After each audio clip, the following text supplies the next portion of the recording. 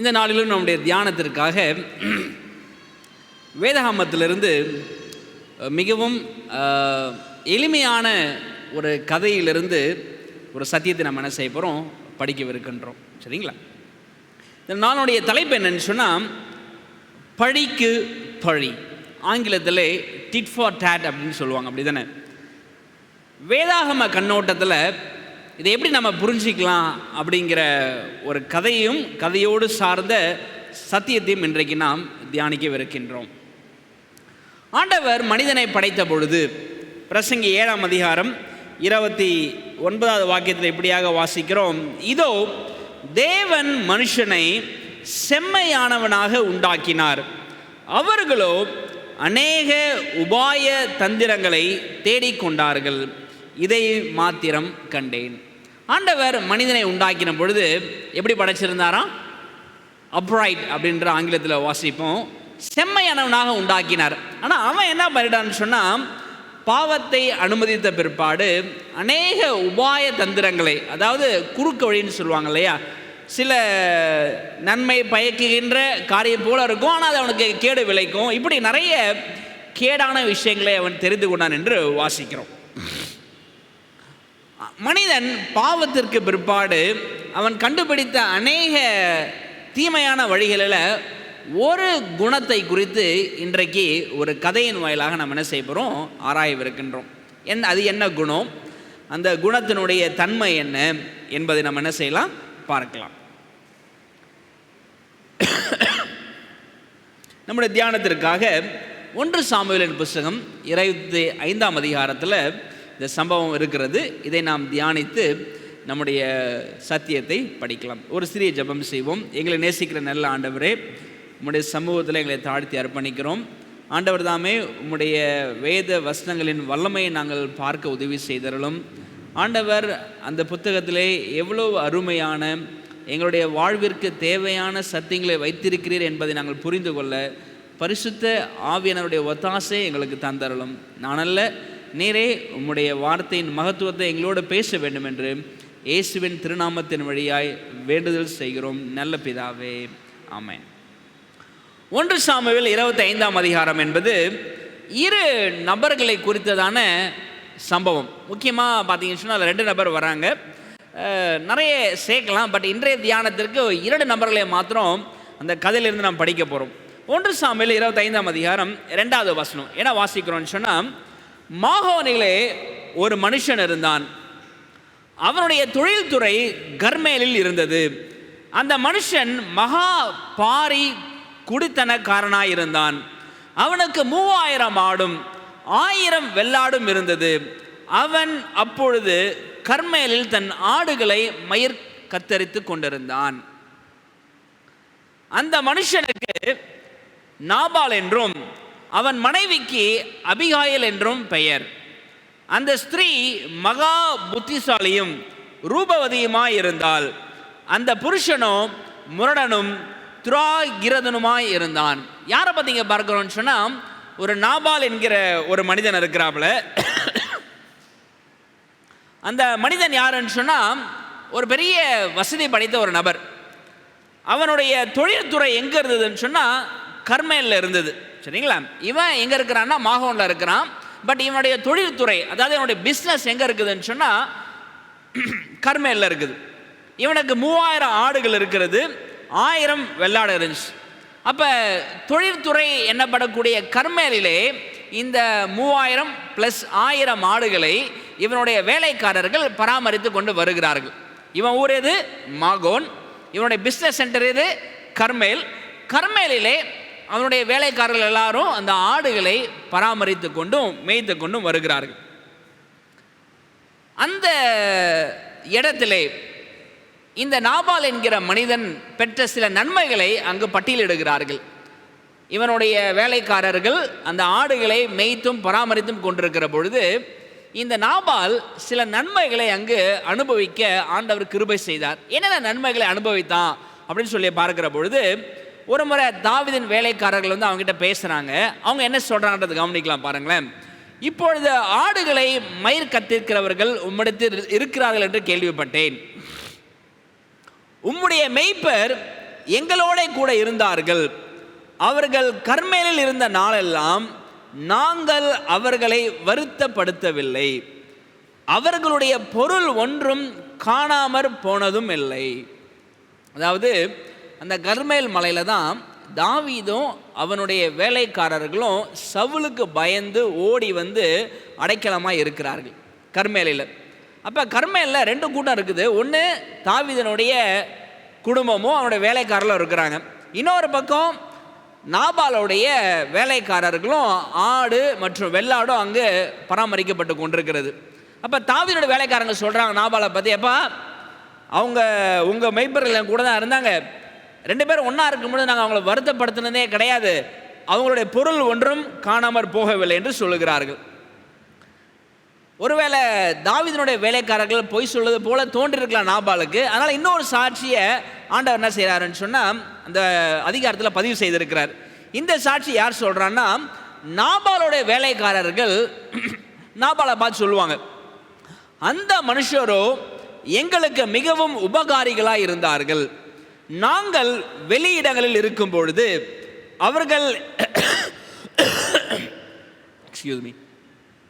நாங்கள் வெளியிடங்களில் இருக்கும் பொழுது அவர்கள் எங்களிடத்தில் நடமாடின நாளெல்லாம் அவர்கள் எங்களை வருத்தப்படுத்தினதும் இல்லை, நமது பொருளில் ஒன்றும் காணாமற் போனதும் இல்லை. இப்போ நாபாலுடைய வேலைக்காரங்க அவங்க என்ன சொன்னாங்களோ அதே சாட்சி இவங்களும் சொல்கிறாங்க. அவங்களால எங்களுக்கு ஒரு வருத்தம் வந்தது கிடையாது, நாங்கள் அப்படி வேலைக்காக போயிருக்கும் பொழுது எங்கள் பொருள்லாம் ரொம்ப பத்திரமா இருந்தது என்று சொல்லி நாபாலுடைய வேலைக்காரங்க சொல்கிறாங்க. இன்னும் கூடுதலாக என்ன சொல்கிறாங்க கவனிக்கலாம். 1 சாமுவேல் 25:16 வாசிக்கிறோம், நாங்கள் ஆடுகளை மேய்த்து அவர்களிடத்தில் இருந்த நாளெல்லாம் அவர்கள் இரவும் பகலும் எங்களை சுற்றிலும் மதிலாயிருந்தார்கள். எப்படி இருந்தாங்களாம்? அவங்க இருந்தது எங்களுக்கு ரொம்ப பாதுகாப்பாக இருந்துச்சு, எங்களுக்கு ஒரு பெரிய செக்யூரிட்டி கார்டு போல தாவீதும் அவருடைய வேலைக்காரர்கள் இருந்தாங்கன்னு சொல்லிட்டு அவங்க சொல்கிறாங்க. அப்போ நாபால் அனுபவித்த நன்மைகள் என்ன? நாபால் அனுபவித்த நன்மைகள் என்ன? தாவீதும் அவனுடைய குடும்பத்தாரும் அவனுடைய வேலைக்காரர்களும் கர்மேலில் இருந்த பொழுது நாபாலுக்கும் அவனுடைய வேலைக்காரர்களும் அவங்க எப்படி இருந்தாங்களாம்? மிகவும் உபகாரிகளாக இருந்தார்கள், ரொம்பவே உதவி செய்தாங்களாம். சரிங்களா? அவங்க வருத்தப்படுத்தினதும் இல்லை என்ற சாட்சியை பார்க்கிறோம். 3வது, அவர்களுடைய பொருள் ஒன்றும் காணாமற் போனதில்லை. 4வது, அவங்க அந்த மெய்ப்பொருளை சுற்றிலும் இரவு போல எப்படி இருந்தாங்களாம்? மதிலாக இருந்தாங்க. யோசிச்சு பாருங்க, ஒரு அந்நிய இடத்துல நம்ம போய் இருக்கிறோம், பக்கத்து வீட்டுக்காரங்களோடு இல்லை பக்கத்து தெருவோடோ இல்லை யார் இருக்கிறாங்களோ அவங்களோட நமக்கு ஒரு பிரச்சனை இல்லைன்னு சொன்னால் அது எவ்வளோ பெரிய சந்தோஷம், அது எவ்வளோ பெரிய சமாதானம், அது எவ்வளோ பெரிய அமைதிக்கான ஒரு ஆதாரமாக இருக்கும். அப்போ கர்மேலில் நாபாலுடைய தொழில்துறையில் வேலை செய்யக்கூடிய வேலைக்காரர்களுக்கு சமாதானம் இருந்திருக்கு. காரணம் தாவீத். அவங்களுடைய பொருளில் ஒன்றுமே காணாமல் போனது கிடையாது. யோசிச்சு பாருங்க, ஒரு கூட்டத்தார் வந்து இங்கே குடியிருக்கிறாங்க, அவங்களால என் வீட்டில் பொருட்கள்லாம் பத்திரமா இருக்குதுன்னு சொன்னால் நான் எவ்வளோ தைரியமாக இருப்பேன். அப்படி ஒரு பெரிய நன்மையை நாபால் அனுபவிக்கிறாப்புல. அவனுக்கு ஒரு கம்ப்ளைண்ட் போனது கிடையாது, ஆடை காணா, வெள்ளாடை காணா, குச்சை காணா, இல்லை கத்தியை காணா, இல்லை வேற ஏதோ ஒரு பொருள் காணாமல் போனதாக ஒரு ரிப்போர்ட் அவங்க கொடுத்தது கிடையாது. அவங்க சொன்னதெல்லாம் தாவீதும் அவங்க குடும்பத்தார் எங்களுக்கு எப்படி இருந்தாங்க? மிகவும் ஆசீர்வாதமாக இருக்கிறாங்கன்ற சொல்லி. சரிங்களா? இப்போ கேள்வி என்னன்னு சொன்னால், இவ்வளவு நன்மைகளை அனுபவித்த நாபாலுக்கு ஒரு சோதனை வருகிறது. அப்படி தானே? நன்மை எப்பெல்லாம் வருதோ மனசில் வச்சுக்குவாங்க, அதுக்கான ஒரு சோதனை என்ன செய்யும்? நமக்கு வர காத்திருக்கிறது. என்ன சோதனை கவனிக்கலாமா? 1 சாமுவேல் 25:4 வாசிக்கிறோம், நாபால் தன் ஆடுகளை மயிர் கத்திருக்கிற செய்தியை வனாந்தரத்தில் இருக்கிற தாவீதை கேட்ட பொழுது தாவீது 10 வாலிபரை அழைத்து, நீங்கள் கர்மேலுக்கு போய் நாபாலிடத்தில் சென்று என் பெயரை சொல்லி அவன் சுக செய்தியை விசாரித்து. என்ன செய்கிறாப்புல? இப்போ நாபால் வந்திருக்கிறார், எஜமான் கர்மேல் மலைக்கு வந்திருக்கிறார் அப்படின்ற செய்தியை தாவீது கேள்விப்படுறாப்புல. உடனே தாவீது சொல்கிறாப்புல, எப்போ 10 பேர் இங்கே வாங்க, நீங்கள் நேராக போங்க நாபால்கிட்ட, என் பேரை சொல்லுங்கள், பேரை சொல்லி நல்லா இருக்கேன்னு விசாரிச்சுட்டு நான் சொல்கிறத ரெக்வெஸ்ட்டை போய் அவங்கள்ட்ட சொல்லுங்கன்றாங்க. சரிங்களா? இப்போ ஒரு கேள்வி என்னன்னு சொன்னால், இந்த சுக செய்தி விசாரிக்கக்கூடிய நாள் பார்த்தீங்கன்னா அங்கே பைபிள் சொல்லப்பட்டிருக்கிறது ஆடுகளை மயிர் கத்திருக்கக்கூடிய செய்தி. ஆடுகளை மயிர் கத்திருக்கக்கூடிய ஒரு விஷயம் பார்த்தீங்கன்னா, அந்த நாட்களில் ஒரு பெரிய விழாவாக கொண்டாடுவாங்க. பெரிய விழாவா யூதர்களுடைய வழக்கத்தில் ஹக் ஹகேஷ் அப்படின்ற ஒரு விழா ஒன்று இருக்குது.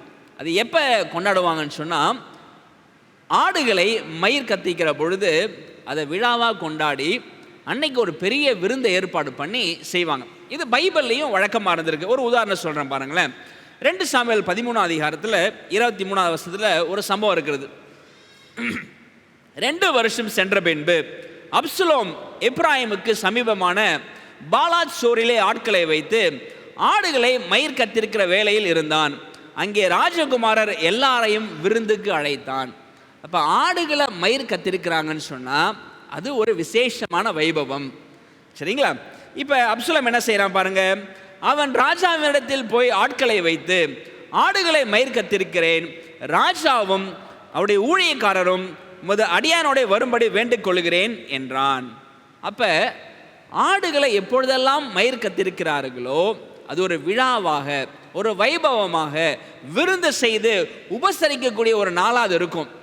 இந்த செய்தியை தாவீது கேள்விப்படுறாள். ஆஹா, இன்னைக்கு மயிர் கத்திருக்கிறாங்களா, அப்போ இந்த சீசன் நல்ல விருந்தாக இருக்கும், அப்போ இன்னைக்கு சான்ஸ் மிஸ் பண்ணிடக்கூடாதுன்னு சொல்லிட்டு 10 பேர் அழைப்பித்து நாபால்கிட்ட போய் சொல்கிறான். ஐயா, மயிர் கத்திரிக்கன்னு செய்தி கேள்விப்பட்டேன், அப்போ ரொம்ப விசேஷமாக வச்சுருப்பீங்க, எங்களுக்கு உதவி செய்யுங்கன்னு சொல்லிட்டு கேட்குறாப்புல. என்ன உதவி கவனிக்கலாம் பாருங்க. 1 சாமுவேல் 25:6 அவனை நோக்கி, நீர் வாழ்க, உமக்கு சமாதானமும் உம்முடைய வீட்டுக்கு சமாதானமும் உமக்கு உண்டான எல்லாவற்றிற்கும் சமாதானமும் உண்டாவதாக என்று அவனை வாழ்த்தி, உம்முடைய வேலைக்காரரை கேளும், அவர்கள் உமக்கு சொல்லுவார்கள், ஆதலால் இந்த வாலிபருக்கு உம்முடைய கண்களுக்கு தயை கிடைக்க வேண்டும், நல்ல நாளில் வந்தோம், உம்முடைய கைக்கு உதவுவதை உம்முடைய ஊழியக்காரருக்கும் உம்முடைய குமாரனாகிய தாவீதுக்கும் கொடுக்கும்படி வேண்டுகிறேன் என்று சொல்லுங்கள் என்றான். என்ன சொல்றாப்ல? நல்ல நாளில் வந்திருக்கிறோம் நாபாலே, உம்முடைய கைக்கு உதவுவதை உம்முடைய ஊழியக்காரருக்கும் உம்முடைய குமாரனாகிய தாவீதுக்கும் கொடுக்கும்படி வேண்டுகிறேன் என்று சொல்லுங்கள்.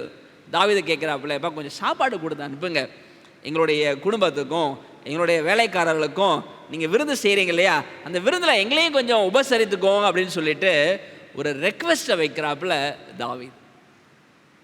இப்போ யோசிச்சு பாருங்க, நாபால் எத்தனை நன்மைகளை தாவீதிடமிருந்து அனுபவித்திருக்கிறான். இந்த நன்மைகளை அனுபவித்த நாபாலுக்கு பதில் நன்மை செய்யும்படியான ஒரு வாய்ப்பு வந்திருக்குது. அப்போ நன்மை பெற்ற நாபால் இப்போ நன்மைக்கான பதில, நன்மைக்கான ஒரு மாறுதரத்தை செய்வதற்கான ஒரு அருமையான சந்தர்ப்பம் உனக்கு வந்திருக்குது. இப்போ நாபால் என்ன செய்கிறாப்புல?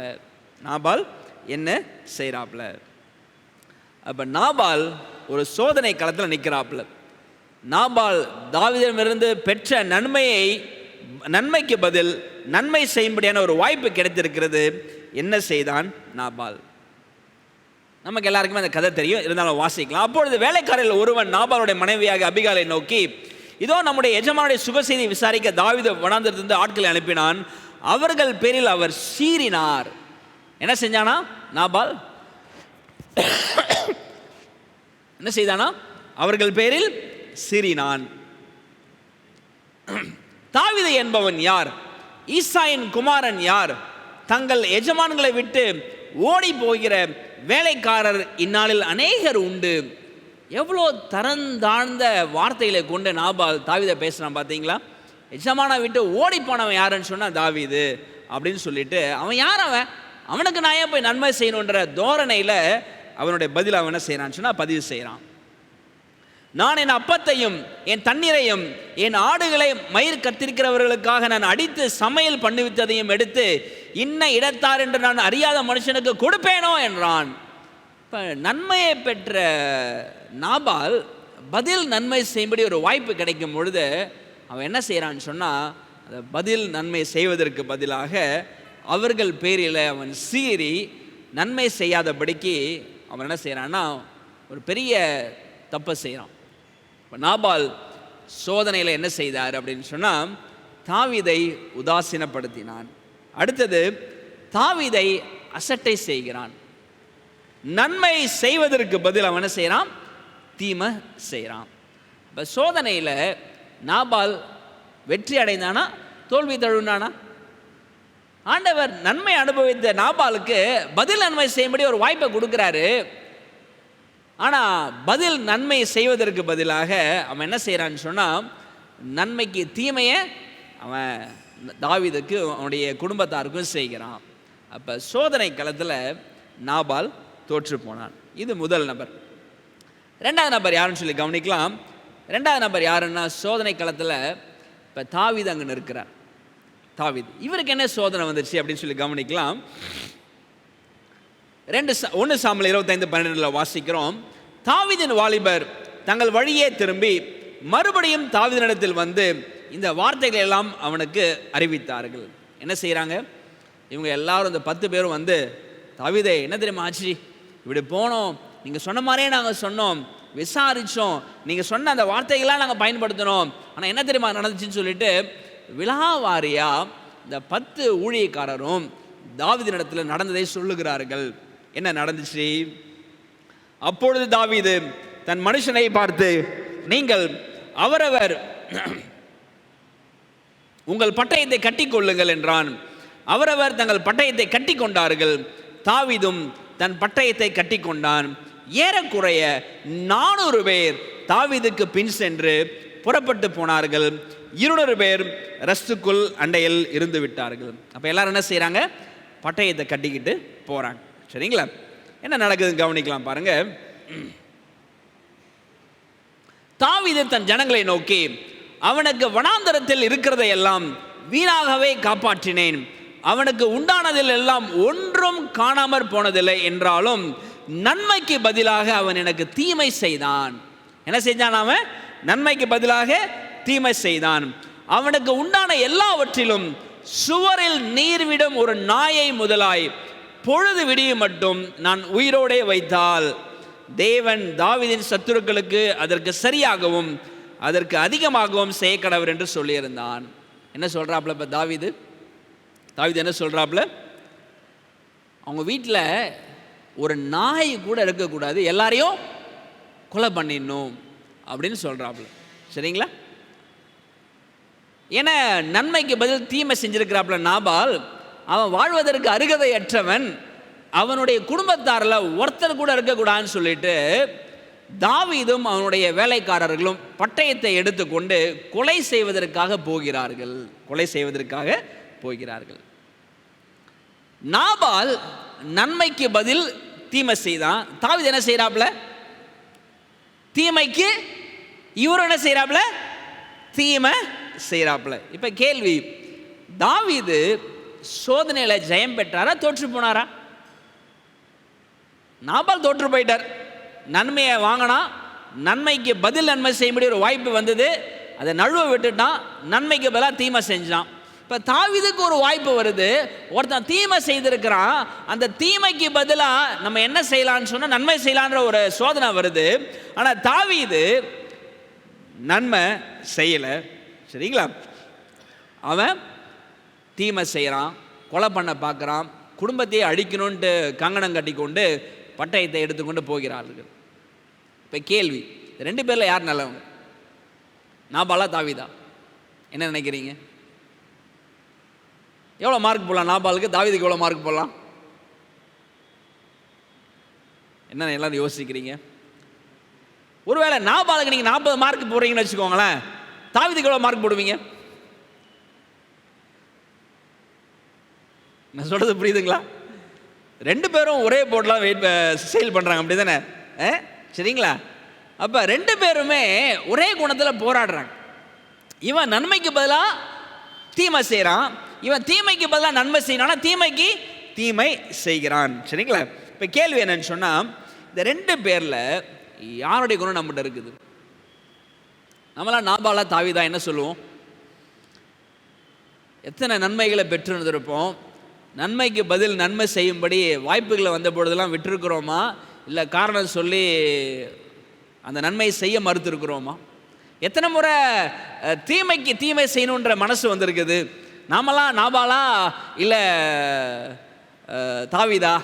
யோசிச்சு பாருங்க. சரி, இன்னைக்கு இதில் ஒரே ஒரு குணத்தை நான் சற்று ஆராய்ந்து படிக்க விரும்புகிறேன். சரிங்களா? தாவீதுடைய குணம் என்ன குணம்? தீமைக்கு தீமை, பழிக்கு பழி. சரிங்களா? இந்த குணம் தேவனால் தெரிந்து கொள்ளப்பட்ட மனுஷனாகிய தாவீதிட்ட இருந்துச்சு, நம்மிடம் இருக்கிறதா? இந்த பழிக்கு பழி, தீமைக்கு தீமை என்கிற குணம் எப்படியெல்லாம் இன்றைக்கு உலகத்திலையும் சபையிலையும் நம்முடைய தனிப்பட்ட வாழ்க்கையிலும் காணப்படுகிறது என்பதை நம்ம இன்னைக்கு என்ன செய்ய போகிறோம், பார்க்க போகிறோம். முதல் கேள்வி, இந்த தீமைக்கு தீமை செய்யக்கூடிய குணம், பழிக்கு பழின்னு சொல்லலாம், ஆங்கிலத்தில் டிட் ஃபார் டேட் அப்படின்னு சொல்லுவாங்க. இந்த குணம் யாரிடம் இருக்கிறது? முதல் கேள்வி படிக்கணும். ரெண்டாவது, இந்த குணம் இருந்தால் என்ன ஆகும்? ஒருவேளை பழிக்கு பழி வாங்குன்ற ஒரு வெறி இருந்ததுன்னு சொன்னால், ஒரு மனசுக்குள்ளே அப்படிப்பட்ட ஒரு கசப்பான எண்ணம் இருக்குன்னு சொன்னால் என்ன ஆகுன்றதை படிக்க போகிறோம். மூணாவது என்னன்னு சொன்னால், இந்த குணத்தை மேற்கொள்ள வழி என்ன? இந்த குணத்தை மேற்கொள்ள வழி என்ன? ஒருவேளை இங்கே இருக்கக்கூடிய அநேகர், இதை காணொளி வாயிலாக பார்த்து கொண்டிருக்கிற அநேகர் யோசிக்கலாம், நமக்கெல்லாம் பழி வாங்குற எண்ணம் இல்லைன்னு சொல்லிட்டு. ஆனால் நம்ம இந்த பாடத்தை நீங்கள் படிக்கலாம், தாவீதை போன்று எத்தனை முறை நாம் இந்த குணத்தை வெளிப்படுத்தக்கூடியவர்களாக இருக்கிறோம் அப்படின்றத கவனிக்கலாம். சரிங்களா? சரி, முதல் கேள்விக்கு வருவோம். இந்த குணம் யாரிடம் இருக்கிறது? ஒரு நியூஸ் பேப்பரை நீங்கள் எடுத்து பார்த்தீங்கன்னு சொன்னால், ஒரு நாளைக்கு சமுதாயத்தில் நடக்கக்கூடிய நிகழ்வுகளாக போடுறாங்க. அந்த வார்த்தையை அழகாக போடுறாங்க, பழிக்கு பழி, தந்தையை கொலை செய்தவரை கொலை செய்த மகன். அப்பாவை கொலை பண்ணிட்டான், பழிக்கு பழி, நான் என்ன செய்வேன், அவனை கொலை செய்வேன். சரிங்களா? இந்த முதல் படம் இருக்கு பாருங்களேன், இதில் என்ன பார்க்குறேன்னு சொன்னால், ஆசிரியரை பழிக்கு பழி வாங்கிய மாணவன். சரிங்களா? ரொம்ப வருஷத்துக்கு முன்னாடி வகுப்பில் அவனை ரொம்ப இல்ட்ரேட் பண்ணிட்டாரான் அந்த டீச்சர். இவன் வளர்ந்த பிற்பாடு அவன் என்ன செய்கிறான்னு சொன்னால், ஆசிரியரை பழிக்கு பழி வாங்கினான். சரிங்களா? கணவனை பழிக்கு பழி வாங்கிய மனைவி. சரிங்களா? ஸோ கணவன் என்ன செய்கிறாங்க, பழிக்கு பழி வாங்கக்கூடிய ஒரு வக்கிரமான ஒரு எண்ணங்கள் மனைவிட்டு இருக்குதுன்றத சமுதாயத்தில் பார்க்குறோம். சரிங்களா? அதற்கு மேலாக செய்தித்தாளில் வரக்கூடிய ஒரு நியூஸ் என்னன்னு சொன்னால், பழிக்கு பழி வாங்கியது நியூசிலாந்து, இந்தியா பரிதாப தோல்வி. எதை அவன் சொல்கிறான்? எங்க கிரிக்கெட் மேட்ச் தோற்று போனால் இல்லை ஒருத்தன் ஜெயிச்சான்னு சொன்னால் பழிக்கு பழி வாங்கியதுன்றான். அப்படி தானே? ஒரு மேட்ச்சில் நியூசிலாந்து இந்தியா ஜெயிச்சிருக்கும், நியூசிலாந்து ஜெயிச்சிருக்கும், இந்தியா தோற்றுருக்கும். அடுத்த முறை இந்தியா ஜெயிச்சிருக்கும், அதுக்கு இப்போ நியூஸ் என்ன போடுறான், பழிக்கு பழி வாங்கியது இந்தியா, பழிக்கு பழி வாங்கியது நியூசிலாந்து அப்படின்னு சொல்லிட்டு. அப்போ பாருங்கள், நண்பனை பழிக்கு பழி தீர்க்கக்கூடியது இதெல்லாம் சமுதாயத்தில் பழிக்கு பழின்னு இருக்குது. சரிங்களா? இப்போ என்னுடைய கேள்வி என்னன்னு சொன்னால், ஏதோ கொலை பண்ணுறது, ஏதோ ஒருத்தனை விட ஒரு மிஞ்சி ஒரு காரியத்தை செய்வது, இதுதான் பழிக்கு பழின்னு பார்த்தா கிடையாது. சரிங்களா? கிறிஸ்தவனுக்கு பாவத்திற்கான விளக்கம் வேறு. உண்மை தானே? இப்போ உலகத்தில் போய் கொலைன்னு என்னன்னு சொல்லுவாங்க? கொலைனா அவனுக்கு தெரிஞ்சது கத்தி எடுத்து குத்துனா கொலை. ஆனால் பைபிள் படி கிறிஸ்தவனுக்கு கொலைனா எது? அறிவு கட்டவனே, மூடனே அப்படின்னு சொன்னாலே எரிநரகத்துக்கு நம்ம பாத்திரவான். அப்படி தானே? உலகத்தில் விபச்சாரன்னு சொன்னால் ஒரு ஸ்திரீயை தொடுவதோ இல்லை தவறாக நடத்துவதோ விபச்சாரன் உலகம் சொல்லுது. ஆனால் பைபிள் என்ன சொல்லுது? ஒரு ஸ்திரீயை இச்சையோடு பார்க்கிறதே விபச்சாரன்னு சொல்லு. அப்போ உலகம் ஒரு விஷயத்தை கற்பிக்கிற மாதிரி கிறிஸ்தவமோ பைபிளோ சொல்கிறது கிடையாது. அப்போ உலகத்தில் பழிக்க பழினா ஒரு கொலை, ஒரு தீமையை செய்கிறத மாத்திரம்தான் சொல்லுது. ஆனால் பைபிள் அப்படி கிடையாது. கிறிஸ்துவத்தில் தீமைக்கு தீமை என்பதும் பழிக்கு பழி என்பதும் அது வேற ஒரு வடிவத்தில் ஆண்டவர் வைத்திருக்கிறாங்க. அது என்ன என்பதை நம்ம என்ன செய்யணும், கண்டுபிடிக்கணும். சின்ன சின்ன உதாரணங்களை சொல்ல ஆசைப்படுறேன். பழிக்கு பழி, தீமைக்கு தீமைன்னா என்னன்னு தெரியுமா? அவர்கள் எனக்கு என்ன செய்கிறார்களோ அதையே நான் மறுபடியும் செய்வது தான் தீமைக்கு தீமை, பழிக்கு பழி. அவ்வளோதான். ஒரு சில உதாரணம் நான் கொடுக்க ஆசைப்படுறேன். இந்த குணம் யாராட்ட இருக்குது, எங்கெங்கெல்லாம் இருக்குதுன்றதை நம்ம கவனிக்கலாம். சரிங்களா? முதல் உதாரணம், என்னுடைய பிள்ளைகளை நான் கேட்டிருக்கிறேன். நல்ல ஃப்ரெண்ட்ஸாக இருப்பாங்க. ஒரு 5வது 6வது படிக்கும் பொழுது அப்போ ஒரு நாள் என்னுடைய மாணவன்கிட்ட கேட்குறேன், டே இந்த வருஷம் ஏன்டா அவளுக்கு நீ கிஃப்ட் கொடுக்கல பர்த்டேக்குன்னு கேட்குறேன். அவன் என்ன தெரியுமா பதில் சொன்னான்? அவள் எனக்கு போன வருஷம் கொடுக்கல, நான் அதனால் இந்த வருஷம் கொடுக்கல. நான் சொல்கிறது புரியுதாங்களா? போன வருஷம் அவனை கொடுத்தானா, சண்டை போட்டு போனான்ல, இந்த வருஷம் நான் எப்படி அவனுக்கு கொடுப்பேன்? அப்போ சின்ன பிள்ளைங்களை எடுத்துக்கொள்கிறேன், நீ ஏன்னா கிஃப்ட்டு தரல அப்படின்னு சொன்னால், உன் பெஸ்ட்டு ஃப்ரெண்டு தானடா, அது 2023 24 அவன் எனக்கு கொடுக்கல, நானும் அவனுக்கு கொடுக்கல. அப்போ குழந்தைகளுடைய மனசில் தீமைக்கு தீமை பழிக்க பழின்ற விஷயம் மாறுபட்ட வடிவத்தில் இருக்கா இல்லையா? அவன் எனக்கு செஞ்சான், நானும் அவனுக்கு செய்கிறேன், அதே தானே தீமைக்கு தீமை. சில நேரத்தில் சின்ன பிள்ளைங்க அடிச்சுக்குவாங்க. நான் சொல்லுவேன், ஏன் அடிக்காதரா, தப்பு செஞ்சால் எதாக இருந்தாலும் அப்பாட்ட சொல்லிவிடானுவோம். அவன் என்ன செஞ்சிருவான், அடிச்சிடுவான். இப்போ போய் கேட்போம், ஏன்டா அடித்த? அவன் சொல்கிற பதில் என்ன? அவன் அடித்தா நான் அடித்தேன், அவ்வளோதான். இப்போ என்ன சொல்ல வரேன், பைபிளில் தீமைக்கு தீமை செய்யாதீங்கன்ற ஒரு விஷயத்தை இன்னைக்கு நம்முடைய பிள்ளைகள்கிட்டையோ அல்ல சிறுவர்களிடத்திலோ அல்ல குழந்தைகளிடத்திலோ இருக்குதா இல்லையா? அப்போ விழுந்து போன மனுஷனுடைய ஒரு இயல்பில் ஒன்று எதுன்னு சொன்னால், தீமைக்கு தீமை பழிக்கு பழி. ஆமாம் இல்லைங்களா? இதை இன்னொரு விதத்தில் கூட நான் மாற்றி சொல்ல ஆசைப்பட்றேன். அப்போ குழந்தைகள்கிட்ட இந்த குணம் இருக்குது. விழுந்து போன மனுஷனுடைய இயல்புகளை ஒன்று என்னென்னா, தீமைக்கு தீமை பழிக்கு பழி. இந்த குணம் யார்கிட்ட இருக்குது? பிறந்து வளரக்கூடிய குழந்தைகள்ட்ட இருக்குன்னு பார்க்குறோம். சரிங்களா? இந்த உதாரணத்தை சொல்கிற நேரம் தவறாக நினச்சிடாதீங்க. திருமணம் வைபவத்தில் நம்ம பார்த்துருப்போம், இல்லை விசேஷங்கள் குடும்பத்தில் நடக்கும்போது பார்த்துருப்போம். சரிங்களா? ஒரு நிகழ்வு ஒன்று நடக்கும். என்ன செய்வாங்கன்னா, மொய் எழுதுவாங்க. அப்படி தானே? ஒரு நோட்டு போட்டு மொய் எழுதுவாங்க. தவறு கிடையாது. சரிங்களா? யார் யார் என்னென்ன செய்கிறாங்கன்றதெல்லாம் நம்ம குறிப்பெடுத்து வச்சு திரும்ப அவங்களுக்கு செய்கிறது நன்மையான நல்ல பழக்கம் தான் அது. ஆனால் அதில் ஒரு விஷயம் என்ன தெரியுமா இருக்குது? ஒரு நாள் நான் கேட்குறேன், அப்பா இவங்களுக்கு கல்யாணம்ப்பா அப்படின்னா, எங்கள் அப்பா சொல்கிறார், அந்த டைரி எடுத்துகிட்டு வாடான்றார். எதுக்குப்பா கிட்ட எடுத்துகிட்டு வாடான்றார். உடனே அந்த நேம் லிஸ்ட்டில் அந்த நேமை பார்க்க சொல்கிறார். பார்த்தா எவ்வளோ வச்சுருக்கிறாங்க? 101 ரூபா வச்சுடுறா அப்படின்னார். எவ்வளோ ஒரு 500 ரூபாய்க்கலாம்ப்பா, ரொம்ப கஷ்டப்படுறாங்கப்பா. டை எவ்வளோ வச்சாங்க? அதை வச்சுட்டு போ, அவ்வளோதானே. இப்போ கேள்வி, இல்லைப்பா கஷ்டப்படுறாங்க, இல்லை கொஞ்சம் நம்ம வசதியாக இருக்கிறோம், ஒரு 500 ரூபா வச்சா என்ன, மொய்ஸ்டாக வச்சுட்டு போ.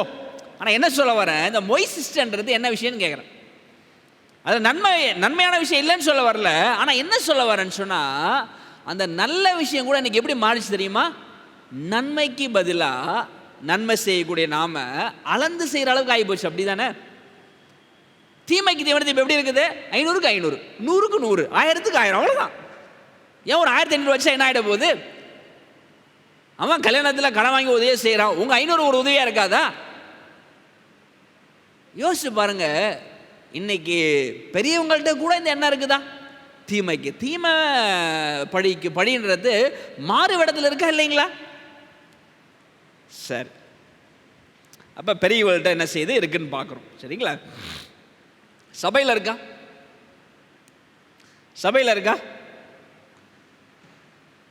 ஏன் ஸ்தோத்திரம் போடல? பதில் என்ன உடனே வரும்? என்ன சொல்லுவோம், ஏன் ஸ்தோத்திரம் போடல? நீங்கள் முதல்ல அவங்கள்ட்ட கேட்டுவாங்க, அவங்க ஸ்தோத்திரம் போட்டாங்களா? எல்லாம் தாவீதோட ஆவிதான், அப்படி தானே? சரிங்களா? ஏன் ஸ்தோத்திரம் போடல? அவங்க போடல. ஏன் நீங்கள் வரல? அவர் பாஸ்டர் மட்டும் எங்கள் வீட்டுக்கு வந்தார், நான் மட்டும் சர்ச்சுக்கு வரணும். அப்போ என்ன சொல்ல வரேன், இந்த விழுந்து போன மனுஷனுடைய இயல்பு எங்கெல்லாம் இருக்குதுன்னு சொன்னால் எல்லார்ட்டையும் இருக்குது அப்படின்றத பார்க்குறோம். ஒரு கணவன் மனைவி சம்பவத்தை நான் சொல்ல ஆசைப்படுறேன். ஒரு கணவன் மனைவி அவங்க குடும்பத்தில் நடந்த ஒரு சம்பவம் என்னன்னு சொன்னால், ஒரு நாள் கணவன் வீட்டில் ஆஃபீஸில் வேலை செஞ்சுட்டு இருக்கிறாரு. சரிங்களா? மனைவி ஃபோன் பண்ணுறாப்புல, கணவன் ஃபோன் பண்ணுறார். ஏம்மா இந்த மாதிரி அப்பா ஃபோன் பண்ணார், அப்பா தம்பி அம்மாலாம் வீட்டுக்கு வந்துட்டு இருக்கிறாங்க, நீ கொஞ்சம் என்ன செய், ஸ்பெஷலாக எதனா சாப்பாடு செஞ்சு வைமான்றாங்க. இந்த மனைவிக்கு என்னென்னா, கணவனை மட்டும்தான் பிடிக்கும், கணவனை சார்ந்த நபர்கள்லாம் பிடிக்காது. அதனால் என்ன சொல்கிறாங்க, என்னங்க இன்றைக்கி எனக்கு ரொம்ப கஷ்டமாக இருக்குதுங்க, உடம்பு சரியில்லை, நான் தூங்கலான்ற மாதிரி தோணுது எனக்கு, நீங்கள் என்ன பண்ணுங்கள், வரும்போது இந்த டொமேட்டோவில் ஆர்டர் பண்ணி எல்லாம் வாங்கிட்டு வந்துருங்கன்ட்டாங்க. சரிங்களா? எல்லாம் வாங்கிட்டு வந்துடுங்க, பார்த்துருங்கன்ட்டாங்க. அன்றைக்கி பார்த்து அந்த வர வேண்டிய ரயில் லேட்டாக வந்ததுனால அவங்க ரொம்ப லேட்டாக வந்தாங்க. வீட்டுக்கு வந்து பார்த்து அந்த அம்மா போய் உறங்கிட்டு இருக்கிறாங்க. வீட்டுக்கார் வராரு, என்னம்மா இல்லைடா உடம்பு சரியில்லை நினைக்கிறேன்டா, தூங்கிட்டு இருக்காடான்னு சொல்கிறாங்க.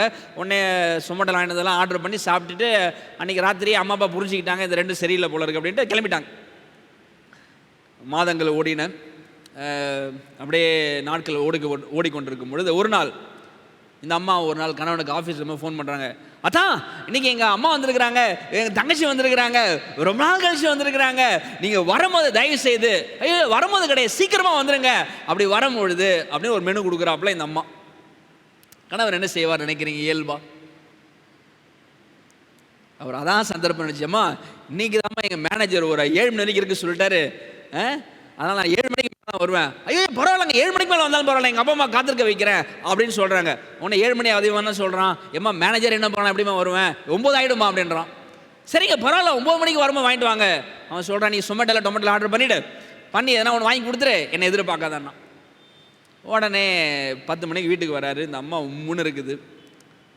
என்னங்க வீட்டுக்கு அம்மா அப்பா வந்திருக்கிறாங்க, ஃபோன் போட்டால் சீக்கிரம் வரது இல்லையா, கொஞ்சம் புரிஞ்சிக்க வேண்டாமா, நீங்கள் என்றைக்காவது ஒரு நாள் வராங்க, சொல்லாமல் கொள்ளாமல் வந்தாதான் சொல்லிட்டு வந்தானே, நான் தான் சொல்லிட்டேன்ல உங்கள்கிட்ட அப்படி சொல்லும்போது இவன் சொல்கிறான், இப்போ வலி உனக்கு புரியுதா, எங்கள் வீட்டிலேருந்து வந்தால் மட்டும் உனக்கு கஷ்டம் கிடையாது, உங்கள் வீட்டிலேருந்து வந்து நான் செய்யலாம் கஷ்டப்படுறேன், இப்போ உனக்கு வலி புரியுதா அப்படின்னு சொல்லி கேட்டான். என்ன அர்த்தம் அது? இவர் புரிய வைக்கிறான். எப்படி புரிய வைக்கிறாரு? அதே போல் நடந்தால் இந்த அம்மாவுக்கு உணர்வாங்க, ஒரு புத்தி ஒரு நினச்சி செய்கிறாரு. ஆனால் உள்ளபடியே வந்திருக்குன்னு நினைக்கிறீங்களா? வாய்ப்பே கிடையாது. அப்போ என்ன சொல்ல வரேன், கணவன் மனைவி கிட்டேயும் இந்த உறவுகளை பராமரிக்கிறதுல நம்ம பழிக்கு பழி தீமைக்கு தீமை என்ற கொள்கையை வருதா இல்லைங்களா? ஆமாம் இல்லைங்களா? நிச்சயமா. சரிங்களா? சரி, இப்போ கேள்வி என்னன்னு சொன்னால், இந்த குணம் ஒருவேளை நம்மகிட்ட இருக்குன்னு சொன்னால் என்ன ஆகுன்றத சொல்லிவிட்டு நம்ம அடுத்த பகுதிக்குள்ளே போகலாம். இப்போ முதல் காரியம் பார்த்தோம், இந்த குணம் யார்கிட்ட இருக்குது? விழுந்து போன ஒவ்வொரு மனுஷனிடத்துல ஏதோ ஒரு வடிவத்தில் இருக்க தான் செய்யுது. சரிங்களா? தாவீதை போல. அப்போ இந்த குணம் இருந்தால் என்ன ஆகும் அப்படின்றது நம்ம என்ன செய்யலாம், படிக்கலாம். யார்கிட்ட இருக்குன்னு பார்த்தோம், எல்லாத்தையும் இருக்குது, வேற ஒரு வடிவத்தில் இருக்கே தவிர அது இல்லாமல் கிடையாதுன்றதை பார்த்தோம். இந்த குணம் இருந்தால் என்ன ஆகுன்றதை நம்ம பார்த்து அடுத்த பகுதிக்குள்ளே போகலாம். சரிங்களா? நம்மை நாமே சேதப்படுத்தி கொள்ளுகிறோம். இந்த பழிக்கு பழி வாங்க வேண்டும் என்கிற ஒரு குணம் இருந்தால் என்ன ஆகுன்றத ஒரு உலகத்தார் சொல்லுகிற பொழுது அவருடைய வாக்கியத்தை நான் வாசிக்க விரும்புகிறேன். Anger is an acid that can do more harm to the vessel in which it is stored than to anything on which it is poured. அதாவது இந்த பழிக்கு பழி தீர்க்கணுன்ற அந்த வன்மமான கோபம், இது எதுனா ஒரு திரவம் போல், ஒரு ஆசிடை போல், அது எதில் இருக்குதோ அதற்கு அதிக சேதாரம் என்பதை மறந்துடாதீங்க. Taking revenge is just like an acid will cause more harm to the holder than to the receiver. நான் சொல்கிறது புரியுதா இல்லைங்களா? யாரெல்லாம் பழிக்கு பழி வாங்கணும்னு யோசிக்கிறாங்களோ அவங்க மனசு ரொம்ப குறுகலாக இருக்கும், அவங்களால நிம்மதியாக தூங்க முடியாது, அவங்களால அந்த மனிதரை பார்க்கும்போது சமாதானமாக இருக்க முடியாது. அதான் பைபிள் சொல்லுது. பார்த்தீங்கன்னு சொன்னால், துன்மார்க்கருடைய பாதையோ கார் இருளை போல் இருக்கும், தாங்கள் இடறுவது இன்னதில் என்று அறியார்கள். The way of the wicked is as darkness, they know not at what they stumble.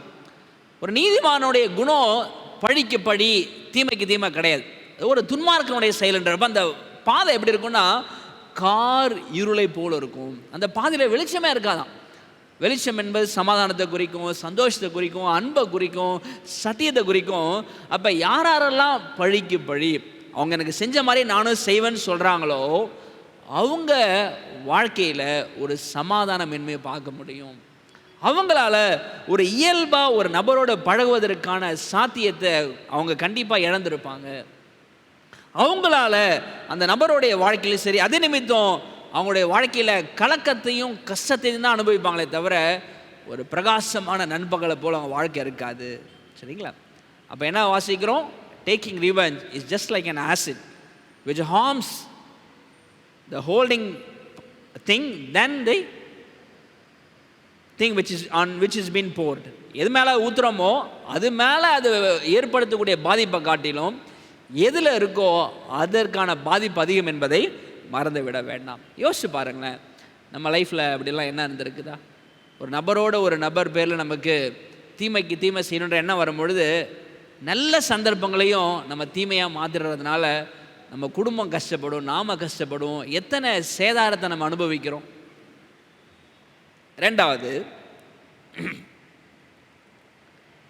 தேவனுக்கு சமமாக நம்மை உயர்த்துகிறவர்களாக இருப்போம். ஆச்சரியமாக இருக்குது இல்லையா? என்னங்க, ஆஃப்டர் ஆல் தீமைக்கு தீமை பழிக்கு வழி செய்கிறது தேவனுக்கு சமமாகிடுவோமா அப்படின்னா உண்மை. ஏன் அப்படின்றதுக்கான காரணத்தை நான் சொல்ல ஆசைப்படுறேன். யாரெல்லாம் தீமைக்கு தீமை பழிக்கு பழி, அதற்கான வடிவம் வேறு எந்த வடிவத்தில் இருந்தாலும் இந்த செயலை செய்கிறவங்க யாருக்கு சமமாக தங்களை உயர்த்துறாங்கன்னு சொன்னால் தேவனுக்கு சமமாக தங்களை உயர்த்துறாங்க. எப்படி என்பதை நம்ம கவனிக்கலாம். பாருங்கள், தேவனாகணும்னு சொன்னால் தேவனுக்கு மட்டுமே உரியதை நாம் எப்போதெல்லாம் எடுத்துக்கொள்கிறோமோ அப்பொழுதுதான் தேவன். ஏன் நம்ம ஆன்டி கிரைஸ்ட் அப்படின்னு ஒரு நபரை ஏன் அந்தி கிறிஸ்துன்னு சொல்கிறோம்? கிறிஸ்துக்கு உண்டான எல்லாவற்றையும் அவன் எடுத்துக்கொள்ளுகிறதுனால அவனுக்கு பேர் என்னது? Anti Christ. கிறிஸ்து மன்னிக்கிறாருன்னா இவன் மன்னிக்கிறதுனால அவன் அந்தி கிறிஸ்து. அப்படி தானே? கிறிஸ்து தெய்வம் என்று சொன்னால் இவனும் தன்னை தெய்வமாக பாவிக்கிறதுனால இவன் அந்தி கிறிஸ்து. அப்போ பழிக்கு பழி, தீமைக்கு தீமை அப்படி செய்கிற ஒரு நபர் எப்படி தேவனுக்கு சமமாக உயர்த்த முடியும்னு சொன்னால் ஒரு வசனம் வாசிக்கலாம். பாருங்கள், ரோமர் 12:17 வாசிக்கிறோம். ஒருவனுக்கும் தீமைக்கு தீமை செய்யாதிருங்கள், எல்லா மனுஷருக்கு முன்பாகவும் யோக்கியமானவைகளை செய்ய நாடுங்கள். பாருங்க, பிரியமானவர்களே, பழி வாங்குதல் எனக்குரியது, நானே பதில் செய்வேன் என்று கர்த்தர் சொல்லுகிறார் என்று எழுதியிருக்கிறபடியால் நீங்கள் பழி வாங்காமல் கோபாக்கினைக்கு இடம் கொடுங்கள். என்னுடைய கேள்வி, தேவனுக்குரிய பண்புகளில் ஒரு பண்பு என்னன்னு சொன்னால் பழி வாங்குறது யாருது? அவர் சொல்றாரு, பழி வாங்குதல் எனக்குரியது. அப்ப அவருக்குரியதை நான் எடுத்தா நான் யார்? அப்ப நான் யாரு? சொல்றது புரியுதா இல்லைங்களா? அப்ப அவருக்குரியதை நான் எடுத்தா நான் தேவன் தானே. அவர் சொல்றாரு, மகனே உனக்கு யாராவது தீமை செஞ்சிட்டாங்களா, அவனுக்கு நான் என்ன செய்யணுன்றதை நான் பார்த்துக்கிறேன், நான் அவனை பழி வாங்கிக்கிறேன். என்ன அர்த்தம்? நான் டீல் பண்ணிக்கிறேன். அவனுக்கு எப்படி அதை உணர்வடைய செய்யுமோ நான் உணர்வடைய செய்கிறேன், அவனுக்கு எப்படி அதை புரிய வைக்கிறோமோ நான் செஞ்சுக்கிறேன். ஆனால் நீ அவனை புரிய வைக்கிறது இப்படி தான் வழின்னு சொல்லிட்டு அவன் செய்கிற மாதிரியே நீனும் செஞ்சு பழிக்கு பழி தீமைக்கு தீமை செஞ்சிடாத, அது ஏன் வேலை, நீ எடுத்துடாதன்னு சொல்கிறார். ஆனால் எத்தனை முறை அவர் கையில் அந்த வேலையை நம்ம கொடுக்குறோமா? ஆண்டவரே நீங்கள் அந்த வேலையை செய்தீங்க, அது ஏன் வேலைன்னு சொல்லி நம்ம செய்கிறோமா இல்லைங்களா? அப்போ தேவனுக்குரியதை நாம் எடுத்து செய்கிற பொழுது நாம் நம்மை தேவனுக்கு நிகராக என்ன செய்கிறோம்? வைக்க முற்படுகிறோம். புரிஞ்சிக்க முடியுதுங்களா? எவ்வளோ பெரிய அபத்தமான விஷயம் இது. இப்போ எப்பொழுதெல்லாம் ஒரு நபரை நம்ம பழிக்கு பழி வாங்கணும், அவரை இப்படிலாம் நடத்தணும் நீங்கள் யோசிங்கன்னு சொன்னால் உன்னை புரிஞ்சுக்கோங்க, தேவனுக்குரியதை நான் செயல்படுத்த விரும்புகிறபடியால் நான் தேவனுக்கு நிகராக நான் வைக்கிறேன். அதுதான் ஆண்டவர் சொல்கிறாரு, அந்தி கிறிஸ்துவின் ஆவி. அதுதான் தேவனை தொழுது கொள்ளாமல் செய்யக்கூடிய சுயத்தின் ஆவி. எத்தனை முறை அந்த தப்பு செஞ்சுருப்போம். அவருடைய பண்பு, அவருடைய குணத்தில் நம்ம ஒன்றா வரணும். அவருடைய பண்புகளை நம்ம ஒன்றாக முடியாது. இல்லை, குணத்துக்கு பண்புக்கு வித்தியாசம். தேவனை போல மன்னிக்கிறதுல ஒன்றாகலாம், தப்பு கிடையாது. தேவனை போல அன்பு செலுத்தல ஒன்றாகலாம். ஆனால் தேவனுடைய பண்புகளில் ஒன்றாக நம்ம ஒரு நாளும் வரவே முடியாது. பழி வாங்குதல் அவருக்குரியது, அவர் பார்த்துக்குவார். நிறைய பேர் ஏன் பிரதர் பழி வாங்குறீங்கன்னு கேட்டால் இந்த ஒரு வசனத்தை காமிப்பாங்க. என்ன வசனம்? உபாகமம் 19:21 வாசிக்கிறோம். உன் கண் அவனுக்கு இறங்க வேண்டாம், ஜீவனுக்கு ஜீவன், கண்ணுக்கு கண், பல்லுக்கு பல், கைக்கு கை, காலுக்கு கால் கொடுக்கப்பட வேண்டும். பிரதர் பழைய ஏற்பாட்டில் இப்படி தான் பிரதர் இருக்குது. ஒருத்தன் கையை வெட்டினா அவன் கையை திரும்ப வெட்டணும். அப்போ பழைய ஏற்பாட்டில் இப்படி தானே பிரதர் இருக்குது, எப்படி இதை நம்ம செய்யக்கூடாதுன்னு சொல்கிறீங்க அப்படின்னு சொல்லிட்டு கேட்பாங்க. உள்ளபடியே பார்த்தீங்கன்னா பழைய ஏற்பாட்டில் ஆண்டவர் அப்படி வைக்கல. லேவியராகமம் 19:18 வாசிக்கிறோம். பழிக்கு பழி வாங்காமலும் உன் ஜனபுத்திரர் மேல் பொறாமை கொள்ளாமலும் உன்னில் நீ அன்பு கூறுவது போல பிறனிலும் அன்பு கூறுவாயாக, நான் கர்த்தர். ஆனால் ஒரு இடத்துலையும் நீ பழிக்கு பழி வாங்கன்னு சொல்லலை. ஏன் அங்கே கண்ணுக்கு கண் பல்லுக்கு பல்லுன்னு சொன்னால் அது ஒரு தேச சட்டம். ஒரு தீமையை ஒரு தேசத்திலிருந்து அகற்றும்படிக்கு தேவன் சொன்ன சட்டம், மனுஷனாக சொன்ன சட்டம் கிடையாது. இப்போ தேவன் சொல்கிறாரா, அதில் ஒரு நியாயம் இருக்குது. அவர் சொல்கிறார் செய்கிறோமே தவிர, அது ஏதோ நான் ஒருத்தன் வெட்டிடான்னு சொன்னால் அவன் கையை வெட்டணும் அப்படின்ற ஒரு அர்த்தத்தில் அது கிடையாது. ஒரு தேச சட்டத்துக்காக கொடுக்கப்பட்ட சட்டமே தவிர அது நம்முடைய இயல்பாக மாறணுன்றது ஆண்டுடைய விருப்பம் கிடையாது. அப்போ புரிஞ்சிக்க முடியுதுங்களா? அப்போ இந்த குணம் நம்மகிட்ட இருக்குன்னு சொன்னால் நம்மை நாமே சேதப்படுத்திக் கொள்கிறோம். 1. 2, தேவனுக்கு சமமாக நம்ம உயர்த்தவர்களாக இருப்போம்.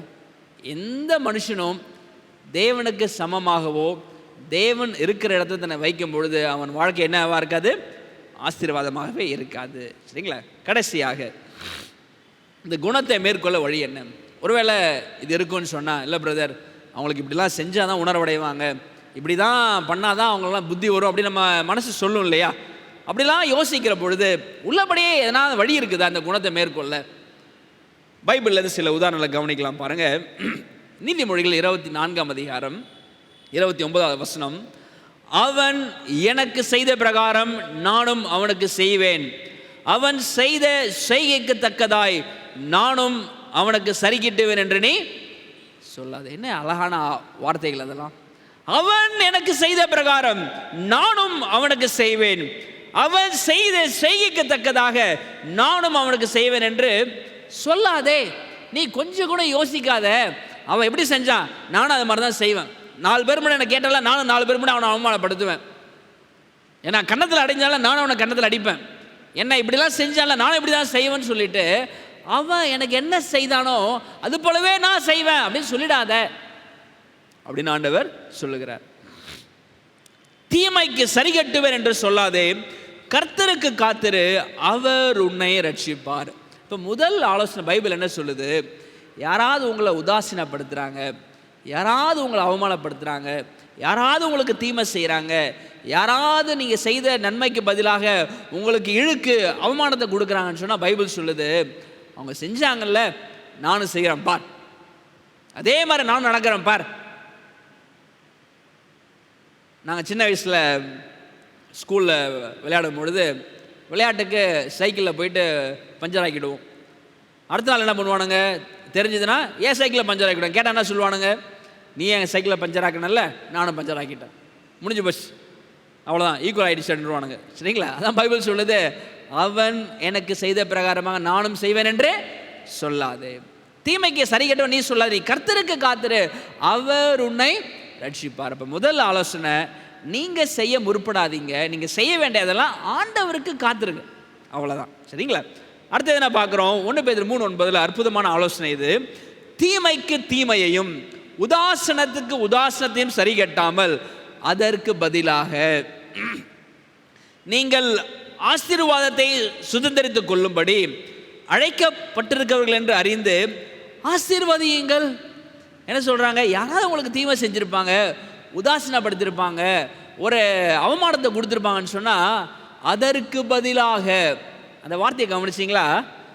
ஆசீர்வாதத்தை சுதந்திரித்து கொள்ளும்படி.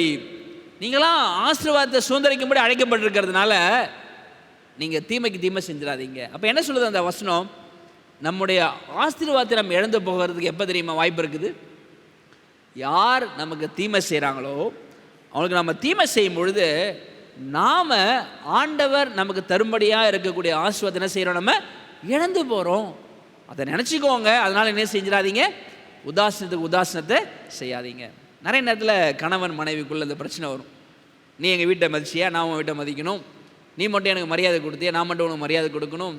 பைபிள் சொல்லுது, எந்த ஒரு சூழல்லையும் நீங்கள் அப்படி செஞ்சிடாதீங்க. அதற்கு பதிலாக உங்களுடைய ஆசீர்வாதத்தை நீங்கள் இழக்காதபடிக்கு அவங்களை ஆசீர்வதிங்க. ஆசீர்வதிங்கன்னா என்ன அர்த்தம்? அவங்களுக்கு நன்மை செய்யுங்கன்னு சொல்லுகிறது.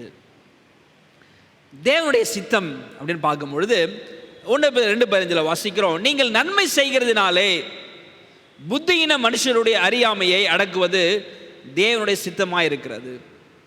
அதாவது ஒரு மனுஷன் புத்தியினமாக நம்மகிட்ட நடந்துக்கிறான்னா அந்த புத்தியினமான செய்கையை நம்ம எப்படி அடக்க முடியும்? நம்மளும் புத்தியினமாக நடக்கும்பொழுதா? யோசிச்சு பாருங்க. நம்ம மனசு எப்படி தெரியுமா சொல்லும்? அவனும் புத்தியினமாக செய்கிறால, நானும் புத்தியினமாக செய்கிறேன். அப்படின்னு சொல்லிட்டு அவன் எப்படி செய்கிறானோ நம்ம அப்படி செஞ்சாதான் அவனுடைய புத்தியினமான செய்கைக்கான பலனை அனுபவிப்பான் நினைக்கிறான். பைபிள் சொல்லுது அல்ல, நீங்கள் நன்மை செய்கிறதுனாலே புத்தியின மனுஷனுடைய அறியாமை அடக்குவது தேவனுடைய சித்தமாய் இருக்கிறது. ரோமர் 12:21 வாசிக்கிறோம், நீ தீமையினாலே வெல்லப்படாமல் தீமையை நன்மையினாலே வெல்லு. அப்போ என்றாவது யாராவது நமக்கு தீமைக்கு தீமை செய்வாங்கன்னா, நன்மைக்கு பதில் நன்மை செய்யாமல் தீமை செய்வாங்கன்னா, நாம் அவங்களுக்கு என்ன பதில் தரணுமா? அவங்க செய்த பிரகாரமாகவே செய்வோன்னா நம்மளும் அவங்கள போலதாங்க நடந்துக்கிறோம். ஆனால் அப்படி செய்யறதுனால அவங்க புத்தினமான எண்ணத்தை அடக்கவே முடியாது. ஆனால் அவங்க தீமை செய்யட்டும், நீங்கள் இன்னும் நன்மை செஞ்சு பாருங்களேன். உங்கள் மனைவி அவங்களை எவ்வளோ திட்டினாலும் காலைல எழுந்து அவங்க கூட ஜெபத்திற்குள்ள அவங்களுக்கு வேண்டிய நன்மைகளை செஞ்சு பாருங்களேன். கண்டிப்பாக ஒரு நாள் ஐயோ இந்த மனுஷனோட போராட்டம் அக்கப்புறம் தாங்க முடியல, நான் எவ்வளோ திட்டினாலும் திரும்ப வந்துடுறாரு கிச்சனுக்கு, நான் எவ்வளோ திட்டினாலும் வீட்டை பெருக்கி கொடுத்துறாரு, நான் எவ்வளோ திட்டினாலும் துணி துவைச்சி காய வச்சிடறாரு அப்படின்ற நன்மை அவங்களால தாங்கவே முடியாது. உண்மை தானே? அதான் பைபிள் சொல்லுது, டிட் ஃபார் டேட்டுக்கு ஒரே வழி என்ன தெரியுமா? அக்கினி தழல் தானா. அக்கினி தழல்னா என்ன?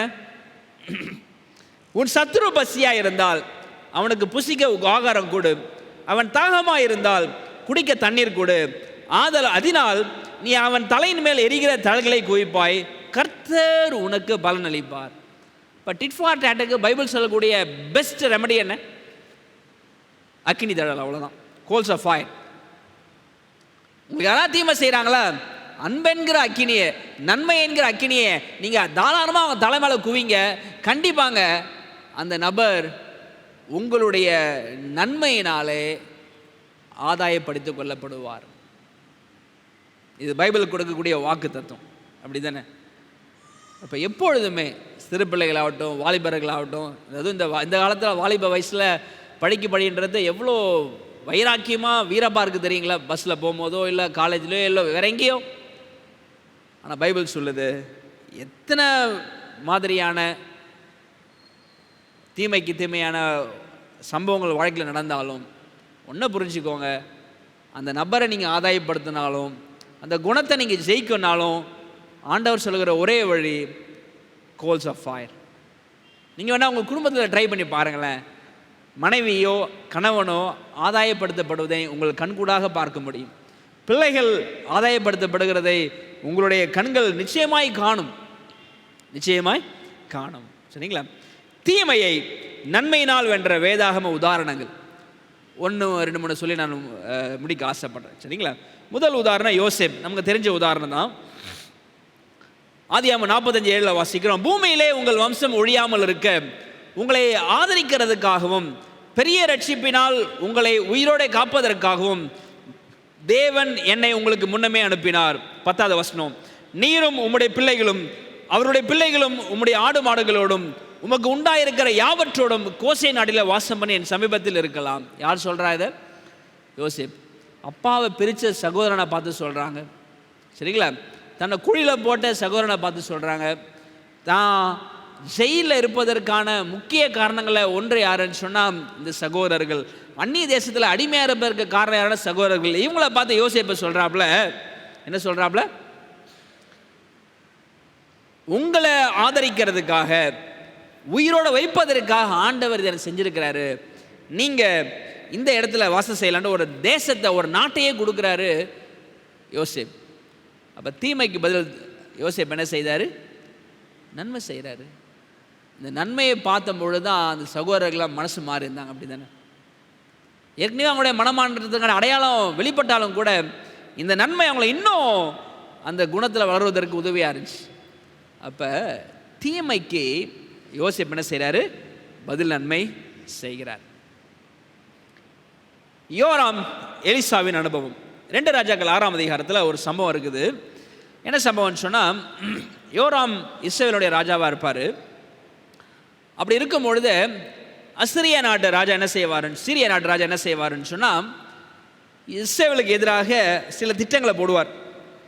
அந்த திட்டத்தை எல்லாம் எலிசா ஆண்டவர் தரிசனத்தில் அவனுக்கு காண்பித்து, எலிசா என்ன செய்வார்னா அந்த ராஜாட்ட சொல்லி, இங்கே போகாத, இங்கே இன்றைக்கி வருவான், இங்கே போகாத, அவன் இங்கே வருவான் அப்படின்னு அவனை எச்சரிக்கை செய்ததுனால யோராமுடைய ஜீவன் பாதுகாக்கப்படும்.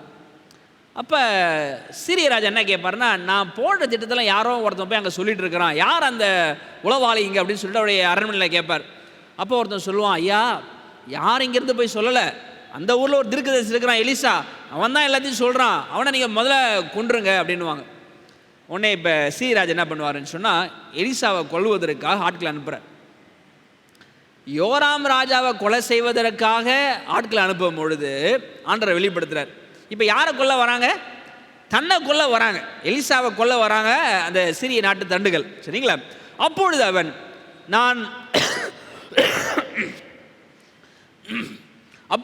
நான் மனுஷனை அனுப்பி அவனை பிடிக்கும்படி நீங்கள் போய் அவன் எங்கே இருக்கிறான் என்று பாருங்கள் என்றான். அவன் தோத்தானில் இருக்கிறான் என்று அவனுக்கு அறிவிக்கப்பட்டது.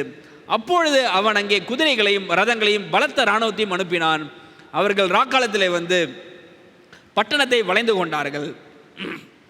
அவர்கள் அவனிடத்தில் வருகையில் எலிசா கர்த்தரை நோக்கி விண்ணப்பம் பண்ணி, இந்த ஜனங்களுக்கு கண்மயக்கம் உண்டாகும்படி செய்யும் என்றான். எலிசாவுடைய வார்த்தையின்படி அவர்களுக்கு கண்மயக்கம் உண்டாகும்படி செய்தார். இந்த சம்பவம் நமக்கு தெரியும். அவங்க பிடிக்க வராங்க. உடனே எலிசா பார்க்குறாப்புல, என்னடா இவ்வளோ ராணுவ தண்டுகள் வந்திருக்குதுன்னு சொல்லிட்டு உடனே எலிசா ஜெபம் ஆண்டவரே இவங்களுக்கு கண்மயக்கம் வரட்டு. அது மாதிரி கண்மயக்கம் வந்து சரிங்களா? அப்பொழுது எலிசா அவர்களை நோக்கி, இது வழி அல்ல, இது பட்டணமும் அல்ல, என் பிறகே வாருங்கள், நீங்கள் தேடுகிற மனுஷனத்தில் நான் உங்களை வழிநடத்துவேன் என்று சொல்லி அவர்களை சமாரியாவுக்கு கொண்டு போனான். சரிங்களா? இப்போ எங்கே போயிடுறாங்க? சமாரியாவுக்கு கொண்டு போகிறாங்க, இஸ்ரவேலுடைய தலைநகரம். சரிங்களா? இஸ்ரவேலின் ராஜா அவர்களை கண்டபொழுது எலிசாவை பார்த்து, என் தகப்பனே, நான் அவர்களை வெட்டி போடலாமா என்று கேட்டான். என்ன கேட்குறாப்புல ராஜா? ராஜா பார்க்குறாரு, என்னடா அது சிறிய நாட்டு படைகள்லாம் இங்கே இருக்கணுன்னே, எலிசா சொல்லுங்க கொன்றுவோமா அப்படின்னு கேட்குறாப்புல. எலிசா சொன்ன பதில் பாருங்களேன்.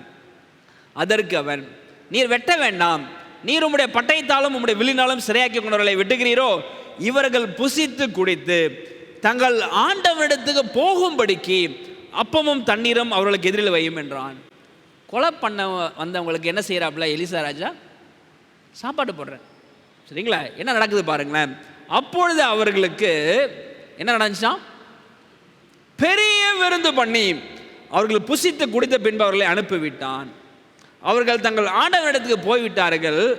வாசிக்க வேண்டிய பகுதி இதுதான். சீரியரின் தண்டுகள் இஸ்ரவேல் தேசத்தில் அப்புறம் வரவில்லை. பார்த்தீங்களா? கொலை பண்ண வந்த கூட்டத்துக்கு விருந்து பண்ணி அனுப்பினார் எலிசா. எந்த ஊரில் சாத்தியம் அது? எந்த மனுஷத்தில் சாத்தியம் அது? அவன் கொஞ்சம் அப்படியே ஜெபம் பண்ணாமல் அலட்சியமாக இருந்திருப்பாச்சுன்னா உயிர் அன்னைக்கே போயிருந்திருக்கும். ஆனால் அப்படி கொலை பண்ண வந்த நபர்களுக்கும் நன்மை செய்தவர் யாருன்னு சொன்னால் எலிசா. அதனுடைய பலன் என்ன? அப்புறம் சீரியருடைய தண்டுகள் எங்கே வரல? இஸ்ரவேல்ல வரல. தீமையை நன்மையினால் ஜெயித்திருக்கிறாங்களா? மூணாவது உதாரணம் இயேசுவின் உதாரணம். 1 பேதுரு 2:23 வாசிக்கிறோம். அவர் வையப்படும் பொழுது பதில் வையாமலும், பாடுபடும் பொழுது பயமுறுத்தாமலும் நியாயமாய் தீர்ப்பு செய்கிறவருக்கு தம்மை ஒப்புவித்தார். என்ன வாசிக்கிறோம்? அவரை வையறாங்க, பதில் வஞ்சாரா? இல்லை இல்லை. பயமுறுத்தினாரா? தம்பி எதா இருந்தாலும் 3 நாள் பொறுத்துக்கோ, 3ஆம் நாள் எங்கே இருப்பேன் நான்? எங்கே இருப்பேன் நான்? சிங்காசனத்தில் விட்டு இருப்பேன், என் பிதாவின் வலது பார்சத்தில். அப்புறம் உன் கதையே வேற. அப்படி என்ன சொல்லி பயமுறுத்தினாரா? இல்லை.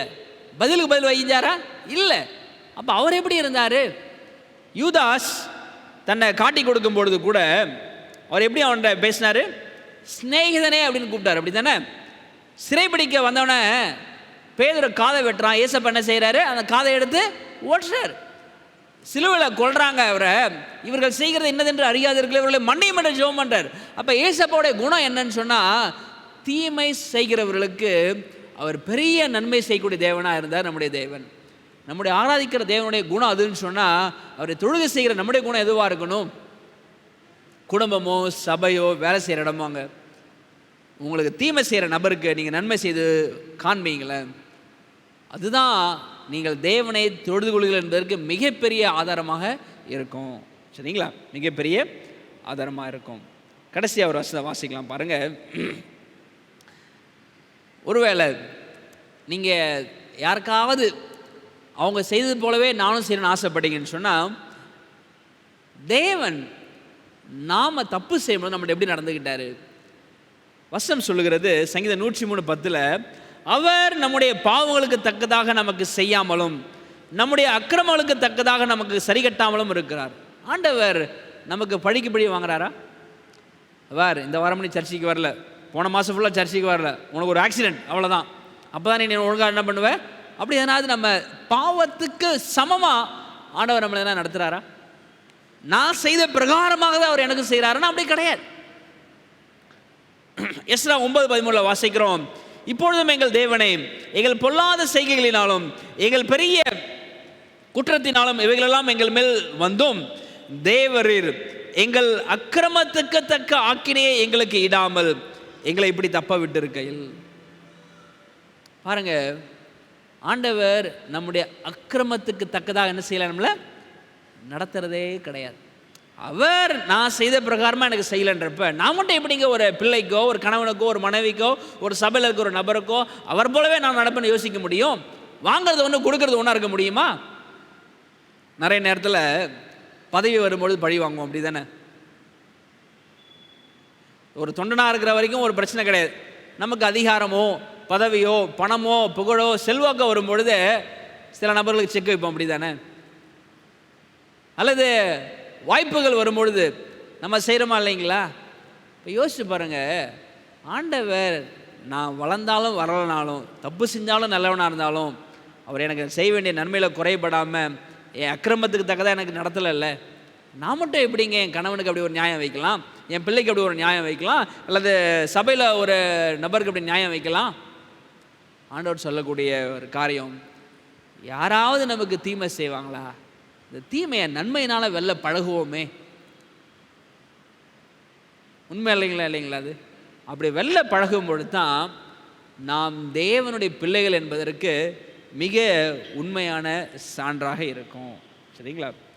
அதனால் இந்த நாளில் ஆண்டவர் நம்மோடு பேசக்கூடிய ஒரு சத்தியம் என்னென்னா, விழுந்து போன மனிதனுடைய இயல்பில் ஒன்று பழிக்கு பழி, தீமைக்கு தீமை. இதை எப்படி அவன் மேற்கொள்ள முடியும்னு சொன்னால், தேவன் நம்ம வாழ்க்கையில் எப்படி இடைபடுகிறார் என்பதை ஒருவன் பார்க்கும் பொழுதும், தேவனுடைய வார்த்தையில் தேவன் என்ன செய்ய சித்தமாக இருக்கிறார் என்பதை புரிந்து கொள்ளும் பொழுது மாத்திரம்தான் இதை மேற்கொள்ளவே முடியும். அடுத்த வருஷம் நியூ இயர் அன்னைக்கு உங்களுடைய நன்றி அறிதலில் இந்த லிஸ்ட்டை நீங்கள் பார்க்க ஆசைப்படுங்க. நன்மை செய்ததுனால நான் ஆதாயப்படுத்தி கொண்ட என்னுடைய எதிராளிகள் யார்? ஒரு லிஸ்ட்டு போட்டு பாருங்களேன். எனக்கு தீமை செஞ்சவங்களுக்கு நான் எத்தனை நன்மைகள் செய்தேன். அந்த நன்மையில் ஒருவேளை மாமியாராக இருக்கலாம், மருமகளாக இருக்கலாம், இல்லை எந்த மாதிரி உறவாக இருந்தாலும் சரி, நீங்கள் அந்த நபர்களுக்கு, உங்களை உதாசீனப்படுத்தின நபருக்கும், உங்களை கேவலப்படுத்தின நபருக்கும், உங்களை மோசமாக நடத்துகிற நபருக்கும் நீங்கள் அவங்களுடைய நன்மையில் அக்கறை உள்ளவர்களாக, அவங்களுக்கு செய்ய வேண்டிய காரியத்தில் மிகவும் உதாரணத்துவமாக இருந்து பாருங்கள். ஆண்டவர் உங்களுக்கும் பலனளிப்பார், அவங்களுக்கும் அவங்க வாழ்க்கையில் அவங்க செய்த தவறுகளிலிருந்து வெளியே வருவதற்கு உதவி செய்வார். இந்த வழியை விட்டுட்டு நான் இப்படி தான் செய்வேன், அவன் செஞ்ச மாதிரி தான் செய்வேன்னு சொல்லும் பொழுது அவருடைய ரட்சிப்பையும் நாம் தவற விடுகிறோம், நம்முடைய ரட்சிப்பையும் நாம் இழந்து போகிறோம். அப்படிப்பட்ட ஒரு வாழ்க்கையை நாம் வாழாதபடிக்கு தேவன் சொல்லியிருக்கக்கூடிய இந்த ஆலோசனைகளுக்கு உட்பட்டு ஆண்டவருடைய நாமத்தை மகிமைப்படுத்த இந்த குணங்களை மேற்கொள்ள தேவன் நம் ஒவ்வொருவருக்கும் உதவி செய்வாராக. ஆமென். ஆண்டவருடைய உம்முடைய வார்த்தையிலே எவ்வளவுக்கு உண்மையான ஆலோசனைகளும், எங்களுடைய மோசமான குணத்திற்கு நல் மருந்தாக எவ்வளவு அருமையான வாக்குத்தத்தங்களும் வார்த்தைகளும் கொடுக்கப்பட்டிருக்கிறதப்பா. உம்முடைய வார்த்தையின் மகத்துவத்தை நாங்கள் இன்றைக்கி கேட்டோம். ஆண்டவரே, எங்களுடைய வாழ்க்கையிலும் எங்களுடைய ஒவ்வொரு குணத்திலும் ஆண்டவரே, விழுந்து போன மனுஷனுடைய மிகப்பெரிய ஒரு குணமாகிய பழிக்கு பழி, தீமைக்கு தீமை செய்கிற அந்த ஒரு மோசமான குணத்தை நாங்கள் பார்க்க முடிகிறது தகப்பனே. ஆண்டவரே, இந்த குணத்தை நாங்கள் ஜெயிப்பதற்கு எங்களிடத்தில் பலன் இல்லை அப்பா. இந்த குணத்தை நாங்கள் வேறொருப்பதற்கு எங்களிடத்தில் சத்துவம் இல்லை ஆண்டவரே. உம்மை நோக்கி பார்க்கிற பொழுதும் நீர் எப்படி இந்த பூமியிலே வாழ்ந்தீரோ, நீர் எப்படி எங்களுடைய தீமையான வாழ்க்கையின் மத்தியிலும் நன்மை செய்யக்கூடிய தேவனாக இருக்கிறேன் என்பதை நாங்கள் புரிகிற பொழுது மாத்திரமே இந்த குணத்தை மேற்கொள்ள முடியும் ராஜா. ஆகவே நாங்கள் இன்னும் அதிகமாக உம்மண்டை நெருங்கி சேர உம்முடைய அன்பை புரிந்து கொள்ள எங்களுக்கு உதவி செய்யும்படியாக ஜெபிக்கிறோம். எங்களை யாராவது உதாசீனப்படுத்தி, கேவலப்படுத்தி, அவமானப்படுத்தி எங்களுடைய வாழ்க்கையில் எங்களுக்கு சமாதானத்தை இழக்க செய்திருப்பாங்கன்னு சொன்னால் அந்த நபர்களுக்காக நாங்கள் ஜெபிக்கிறோம். அவர்களுக்கு நன்மை செய்வதற்காக எங்களுக்கு பலன் தர வேண்டுமாய் ஜெபிக்கிறோம். அவர்களுடைய நன்மையில் அக்கறை பாராட்டக்கூடிய நபர்களாக நாங்கள் முதன்மையை வகிக்க எங்களுக்கு உதவி செய்ய வேண்டுமாய் ஜெபிக்கிறோம் பிதாவே. நாங்களும் அவர்கள் செய்த பிரகாரமாக அவர்களுக்கு செய்து அவர்களைப் போலவே நாங்களும் இராதபடிக்கு ஆண்டவரே உம்முடைய அன்பை நாங்கள் பிரதிபலிக்க எங்களுக்கு உதவி செய்யும்படியாக ஜெபிக்கிறோம். அப்படி யாருக்காவது நாங்கள் செய்திருப்போம் என்று சொன்னால் எங்களை மன்னித்தருளும் பிதாவே. கிறிஸ்துவை போல நாங்கள் செய்வதற்கு எங்களுக்கு பலனும் விருப்பத்தையும் அதற்கான பிரயாசத்தோடு கூடிய முயற்சிகளும் தேவன் தர வேண்டுமாய் கூட ஜெபிக்கிறோம் கர்த்தாவே. இந்த சத்தியத்தை கேட்ட ஒவ்வொரு பிள்ளைகளையும் ஆசீர்வதிங்க. உங்களுடைய வாழ்க்கையில் இந்த சத்தியம் நல்ல நன்மையை கொண்டு வர, நல்ல ஆசீர்வாதங்களை கொண்டு வருவதற்கு நீங்கள் உதவி செய்யும்படியாக ஜெபிக்கிறோம் கர்த்தாவே. ஆண்டவர் தாமே தொடர்ந்து இந்த ஓய்வு நாள் முழுவதும் உம்முடைய வார்த்தையில் நாங்கள் கேட்டு அந்த வார்த்தையோடு பழக, கிறிஸ்துவோடு நெருங்கி ஜீவிக்க எங்களுக்கு உதவி செய்திடலும். எல்லாவற்றையும் அன்பு கரத்தில் ஒப்புக் கொடுக்கிறோம். இயேசுவின் திருநாமத்தின் வழியாய் ஜெபிக்கிறோம் எங்கள் நல்ல பிதாவே, ஆமேன். என் ஆத்துமாவே கர்த்தரை ஸ்தோத்திரி, என் முழு உள்ளமே அவருடைய பரிசுத்த நாமத்தை ஸ்தோத்திரி. என் ஆத்துமாவே கர்த்தரை ஸ்தோத்திரி, அவர் செய்த சகல உபகாரங்களையும் மறவாதே. ஆமேன்.